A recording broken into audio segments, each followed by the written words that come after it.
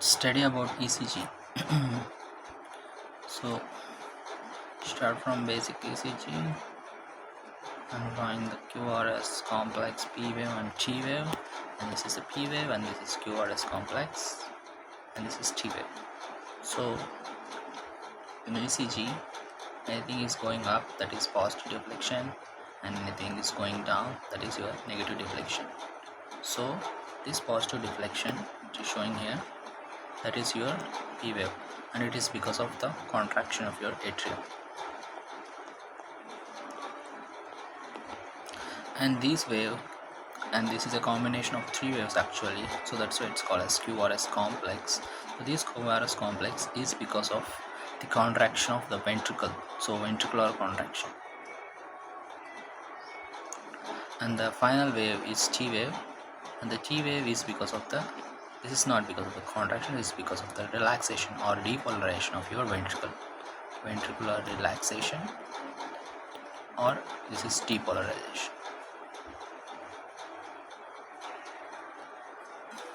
I don't think so it is depolarization, we should call it as repolarization,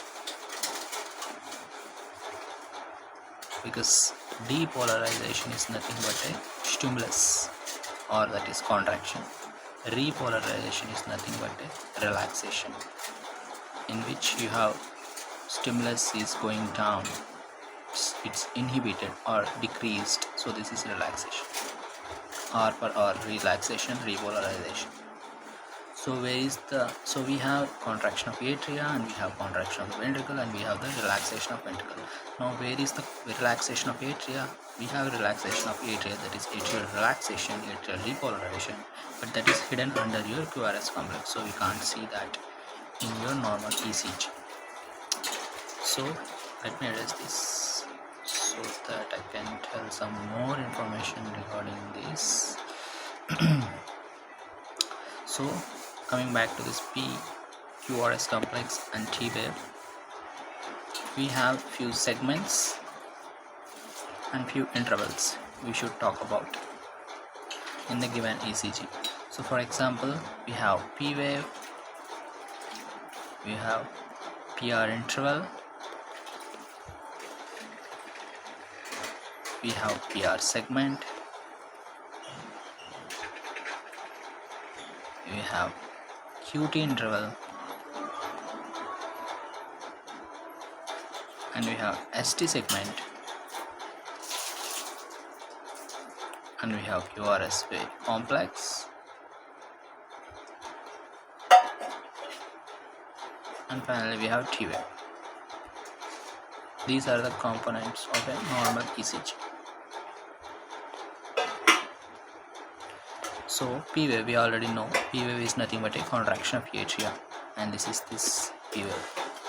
So the duration and P wave and its characteristic abnormalities I will tell you in later other videos. This is just introduction video for normal ECG.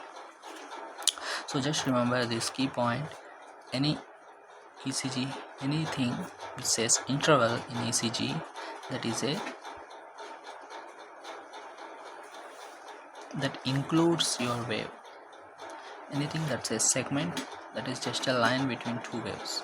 So what I mean by that, for example, if you have two waves like this, so it's the duration which includes these two, so the time between point A to point B, which include this wave X and Y, so this point, the distance is in between this A and B, is called as interval. So, and the segment is opposite for that. Again I am drawing the same X and Y waves, but in this time the time for the points between A and B is only from here to here, so it does not include any waves. That is called as segment. So let me tell you what I mean by that in this given graph, schematic graph. So PR segment, as I told you, segment is nothing but a line which does not include any waves, right? So the PR segment, the space between these two is PR segment. and to that of PR interval. PR interval where there is a space or there is a distance between these two, P and R. So see, in segment you have no waves, but in interval you have the wave, P wave and Q, half of the QRS complex.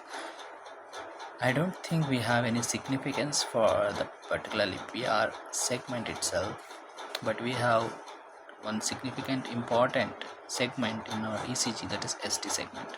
So this is ST segment is nothing but a space or the line between your S and T waves. So from here to here, this is ST segment. So we can see ST segment elevation and depression in various pathologies, which we will discuss later. Now coming back to the QT interval, again the interval which includes both the waves, so it should start from, sorry, let me erase the mess here. So the ST segment is nothing but the QT interval. The QT interval is nothing but the interval gap between the starting of your QRS complex till the end of your T wave. So this is QT interval. We have some pathologies which we'll discuss later.